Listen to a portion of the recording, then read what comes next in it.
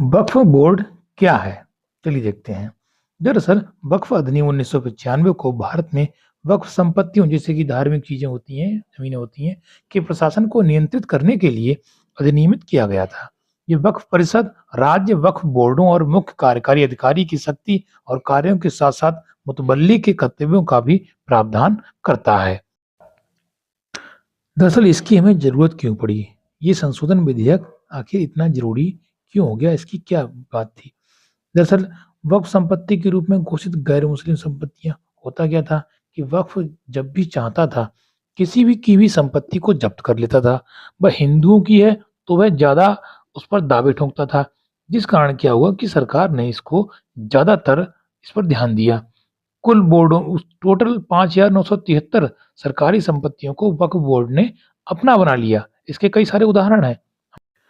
तमिलनाडु के थिरुचेथुरई गांव का एक किसान था। उसने बोर्ड के पूरे गांव पर दावे के कारण अपनी जमीन नहीं बेच पा रहा था, जबकि उसकी बेटी की शादी रुक गई। गोविंदपुर गांव था बिहार में, अगस्त 2024 में उसमें भी यही हुआ था। केरल में भी ऐसी घटनाएं घटी हैं। इसके अलावा कर्नाटक में भी कई सारी घटनाएं घटी हैं। 2024 में विजयपुरा में भी 15,000 एकड़ जमीन को वक्फ जमीन के रूप में नामित कर दिया गया। किसानों ने हालांकि बहुत सारा प्रदर्शन भी किया। सरकार ने आश्वासन दिया कि कोई भी तकलीफ नहीं हुई होगी, लेकिन समस्या यही है कि आदमी जब अधिकार उसको मिल जाते हैं तो वह अपने अधिकारों को सही से यूज नहीं करता है, उनका दुरुपयोग करता है। तो इन्हीं सारे लंबे समय से चले आ रहे मुद्दों का समाधान करने के लिए ये विधेयक पेश किया गया। कमियां क्या थी वक्फ संपत्ति प्रबंधन में? पारदर्शिता की कमी, वक्फ भूमि अभिलेखों का अधूरा सर्वेक्षण और म्यूटेशन था। तो और भी कई सारी बातें थी। महिलाओं के उत्तराधिकार अधिकारों के लिए अपर्याप्त प्रावधान थे। अतिक्रमण सहित बड़ी संख्या में लंबे समय से चल रहे मुकदमे। वर्ष 2013 में जो 10,381 मामले लंबित थे, जो अब बढ़कर 21,618 हो गए। इसका मतलब है कि बिना जांच के आधार पर वक्फ संपत्ति बनाई जा सकती थी। किसके द्वारा? बोर्ड के द्वारा। फिर वो चाहे सरकारी हो, वक्फ संपत्ति, मतलब अपना सिस्टम वो अपने तरीके से चलता था। प्रबंधन में भी प्रशासनिक ठीक सिस्टम नहीं था। ट्रस्ट संपत्तियों के साथ व्यवहार अच्छा नहीं था उसका। और केंद्रीय वक्फ परिषद और राज्य वक्फ बोर्डों में भी हितधारकों की कमी थी।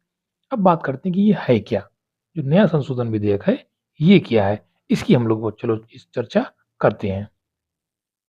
पहला, पारदर्शिता और जवाबदेही के लिए डिजिटलीकरण किया गया है। इसके लिए एक केंद्रीकृत डिजिटल पोर्टल वक्फ संपत्ति पहचान करेगा, जिससे बेहतर निगरानी और प्रबंधन सुनिश्चित हो पाएगा। ऑडिटिंग भी होगी और अकाउंटिंग भी होगी। ठीक, इसके अलावा कल्याण और विकास के लिए राजस्व में वृद्धि की जाएगी।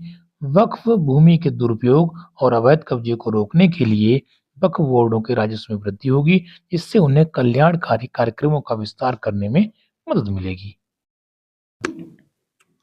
दूसरी बात है, मुस्लिम समाज में जो पिछड़ा हुआ वर्ग है और उनका समुदाय है, उनका सशक्तिकरण करना। विधेयक में राज्य केंद्र शासित प्रदेशों के वक्फ बोर्डों में बोहरा और अदाखानी समुदायों से एक एक सदस्य को शामिल करने का प्रावधान किया गया है। साथ ही बोर्ड में सुन्नी सदस्यों के अलावा पिछड़े वर्गों से संबंधित मुसलमानों का भी इसमें योगदान किया जाएगा। इससे क्या होगा कि सब कुछ बेहतर तरीके से चलेगा, सभी की इसमें भागीदारी होगी तथा राज्य सरकार और केंद्र सरकार तथा वक्फ बोर्ड मिलकर के आपस में काम करेंगे।